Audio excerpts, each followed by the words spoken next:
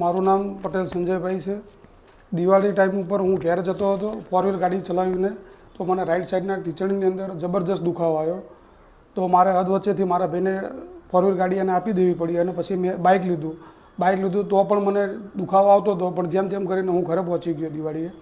10 દિવસ રહીને પછી હું અમદાવાદ રિટર્ન આવ્યો. તો બીજા 10 દિવસ નીકળી ગયા. મારા મિસિસને ઓલરેડી અહીંયા ટ્રીટમેન્ટ ચાલતી જ હતી. મારા ભાઈબંધ મને ઘણા કહેતા હતા કે તું ઓર્થોપેડિકને બતાવે ના. મેં કીધું ના, મારે ગ્લોબલ અગ્નિકર્મ સેન્ટરમાં જ બતાવવું છે, કારણ કે મને અનુભવ છે. અને જે મારા મિત્રએ બતાવ્યું હતું એના એક મિસિસને પણ ઘણું સારું થઈ ગયું, એમને પણ આ જ પ્રોબ્લેમ હતો.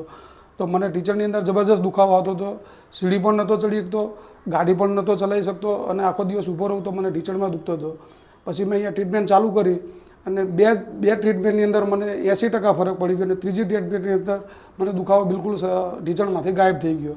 અત્યારે મને બિલકુલ કોઈપણ પ્રકારનો ઢીંચણમાં દુખાવો થતો નથી અને અત્યારે ગાડી પણ ચલાવી શકું છું અને બાઇક પણ આરામથી ચલાવી શકું છું.